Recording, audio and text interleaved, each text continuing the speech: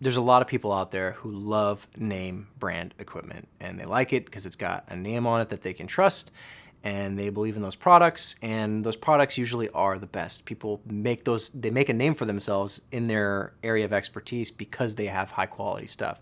So yeah, Canon and Nikon and Arri and Red, Panasonic, Sony, the high-end players, and all of those companies have a bunch of different products at different price points, but people kind of know the best of the best, right? When they see it, they're like, ooh, they're using these lights or they're using this camera. Ooh, that's special. They must have a lot of money, right? And there can be this temptation to fall into that, like, oh, I need the name brand stuff to do good work because they make good stuff and I need good stuff to make good work. But what I see happens in that situation, right, if someone's like starting out and they're like, I want to get into video production or photography or whatever, they go out and they buy, maybe they take out a loan, they've saved up a bunch of money, they do something where they're like, I'm starting this business and my business needs to be good, so I need the best equipment. And they invest, I don't know, 50,000, 100,000, 500,000. I don't know how much they spend, right? It depends on their budget. But they spend all of their money getting the best stuff that they can get to do the jobs that they need to do. And what can happen in that situation is, okay, now you've got this debt. You've made this investment in all this stuff. You got to put it to work. And they'll go out, and maybe it's the kind of person who feels like the work that they can get, well, it's beneath their equipment. Well, I'm not going to use a Red on that project because I don't, that's like, they're not paying me enough. So it's like, I'm going to turn away that work. Even though they're trying to start out a business and build a name for themselves, they have this gear that's too high end. They're looking for that like next level up, but it's really hard to get there right away. The other problem that can happen is they're using their stuff and they feel tied to it. They feel like they spent so much money, they really got to get their money's worth, whether it's, 2 times, 3 times, 5 times the investment. They want to get that out so they feel like it was worth it. But that can be really hard when you're trying to pay yourself and pay crew and pay talent and secure locations and do all these things, right? So that debt, that initial investment might not be paid off for quite a while. And then new gear comes out, new lights, new cameras, and there can be this avoidance of that where like, well, I spent so much on my stuff that I can't justify buying more stuff. And these people get really tied to it and they can't grow and adapt and shift as the industry moves forward because things are always changing, right? Technology is getting better and better, faster and faster. And if you're stuck with $100,000 of investment in this gear and all of a sudden there's this brand new gear that's half the price, there's gonna be some guy out there who spends 50,000 on that and all of a sudden he's the hottest show in town because people want to work with him because he's got the best stuff, and now you're old.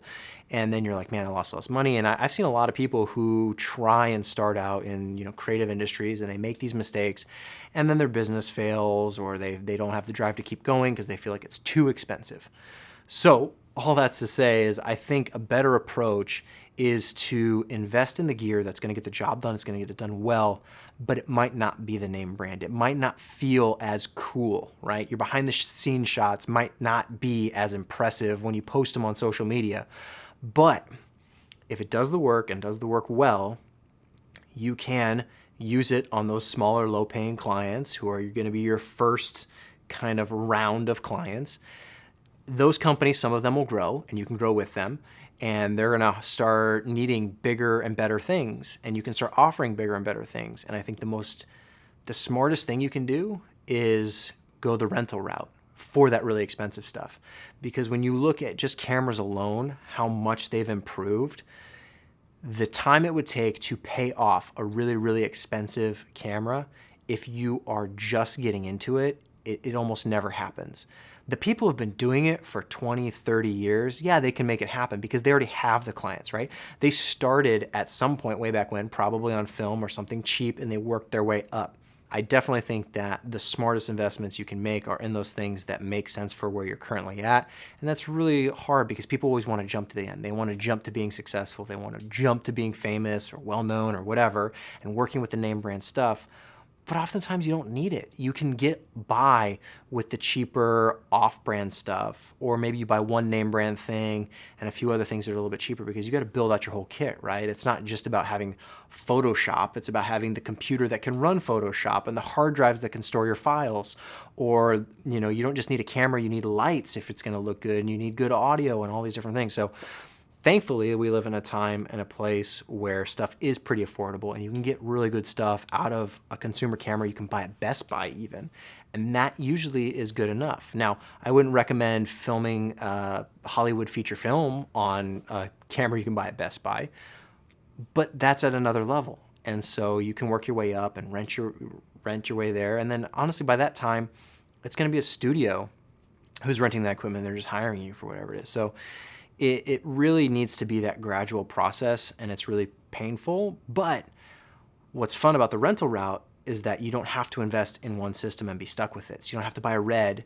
You can use a Red one week and then use an Arri the next week and then use a Sony the next week and then Canon, and you can move around and test it out and see what works best for you. And then ultimately that makes you more valuable because you're familiar with all these different tools and assets, right? You know, it's one thing to be good at Photoshop, but what if you're good at like Photoshop and all the other photo editing software that's out there? So that's what I think is most important, to realize honestly where you're at, what you can reasonably afford, and then doing the best you can with that. And sometimes you'll have to take risks and make a little bit bigger investments than you might feel comfortable with. But don't take a second mortgage, don't take a huge loan if you don't have an honest, like actual way of making back money, and not just like a plan of like, oh, well, if I have this, then I'll be able to do all this stuff that'll pay me well. It's like, no, have people who are wanting you, they like want to give you money, and you're like, okay, well, they want to give me money, but I can't honestly take that money unless I deliver this. That's the point where you know you need to upgrade and expand your scope of gear, whatever it might be.